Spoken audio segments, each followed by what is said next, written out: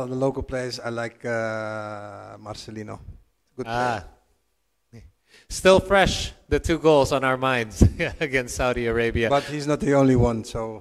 Absolutely. No playing favorites, right, Coach? The question is, first of all, what is your primary target for the first 2 years in Indonesian national football team?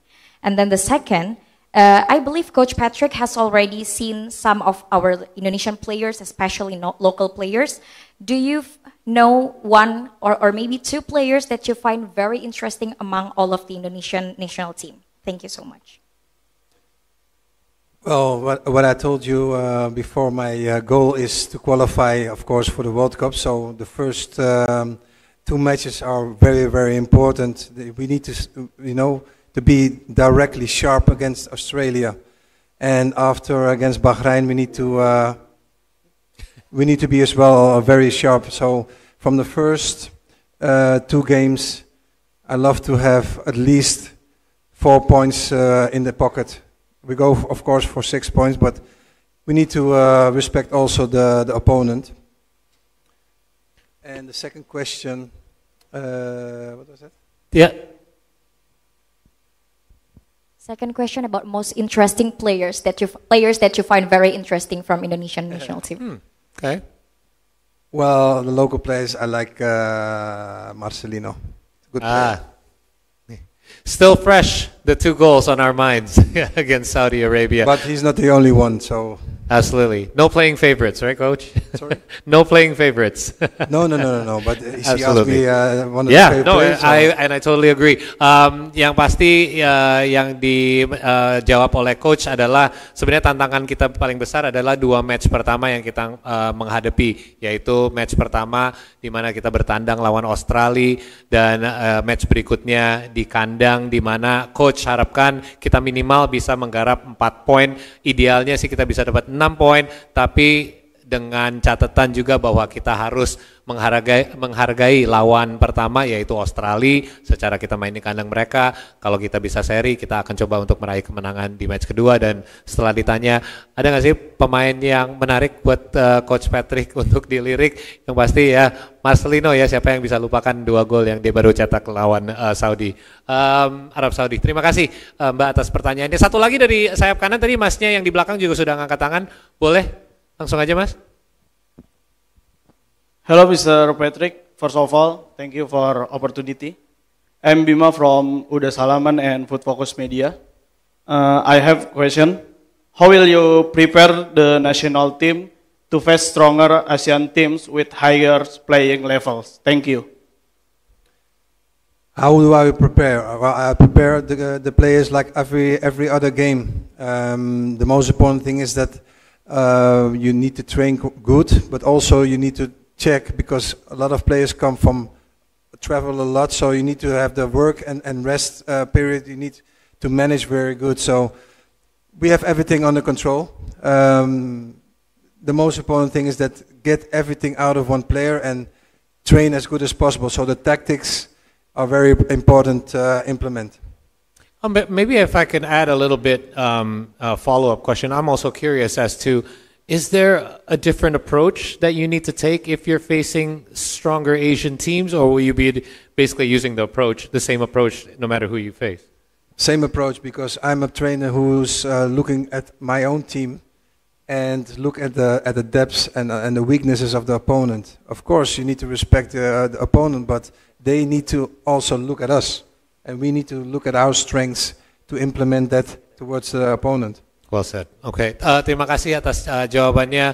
Ya, pertanyaannya adalah apa strategi coach untuk menghadapi tim-tim yang kuat di Asia, dan menurut dia sih justru kita sudah ada kemampuan untuk bisa melawan tim-tim yang kuat di Asia. Dan saya juga ada follow up question mengenai apakah emang ada strategi khusus kalau lawan tim di Asia dibandingkan tim di Eropa, tapi approach-nya tetap sama, karena kalau tim kita konsisten dengan approach kita dan gaya main kita, ya walaupun kita tetap harus respect lawan kita di lapangan, kita juga harus patut ditakuti.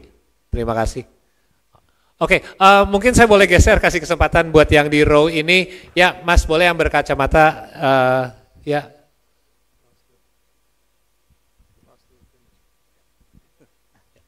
Hello, Patrick. I'm Ferzi from Kompas.com. Welcome to Indonesia. Firstly, it's a pleasure to have you here. Patrick, how do you describe the scale of your job? You are not just obliged to win on the field, but also to win the hearts and minds of supporters of it. How will you make this passionate fan base even more proud of Squad Garuda? And also, you've had the privilege of working with legendary names in world football. Most notably, Louis van Gaal, but also Fabio Capello, Sir Bobby Robson, and Radomir Antic. How do you tailor the European style that you know with the characteristics of our Indonesian players? Lastly, quite a few of our diaspora players maybe are now struggling for game time with their respective clubs, but they are regulars under the previous coach. Will this be an area that we will look at? Does playing time on club level affect a player's chances of playing under your tutelage? Thank you. Very good questions. I will start with the last one, because that's one thing is very important, that players can say, yes, I'm fit, but what is I'm fit? If you don't have any playing time in your team, you're not match fit. And those are important things. Of course, you need to also have exceptions for a few players in your team.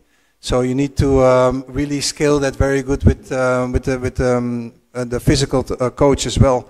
And you have to have a lot of contacts with the physical coaches of the players playing in different clubs. So those kind of things are very important. It's not only when they come, we just train. No, we need to check really how much they played, or how much maybe some need rest, or some need to train extra. So that's all the things that come on our plate. And I think that's really one interesting thing to see. And we have all that already in our minds, so how are we going to train that? And what was your first question again? Mungkin saya kasih terjemahan dulu sedikit ya mengenai, karena ini pertanyaannya ada beberapa. Terutama pertanyaan yang terakhir lebih menanyakan gimana cara membagi waktu bermain antara para pemain juga. Dan ini sebelumnya juga mungkin saya bisa kasih sedikit bocoran antara saya sama coach sebelumnya, di mana kita sempat bahas bahwa coach juga sempat bahas bahwa main di klub sama main di negara itu sangat berbeda, di mana waktu persiapan juga sangat singkat. Fitness level untuk para pemain juga beda-beda, tergantung mereka sudah main udah banyak di liganya sendiri, atau pemain lain yang mungkin masih staminanya lebih kuat, di mana itu semua menjadi faktor-faktor pertimbangan, bukan hanya talenta pemain ini di atas yang satunya lagi. Jadi sebenarnya banyak pertimbangan yang akan masuk untuk ambil keputusan siapa yang akan main berapa lama dan di posisi mana, dan yang pasti coach sama staffnya sendiri juga sudah mempertimbangkan itu semua. Boleh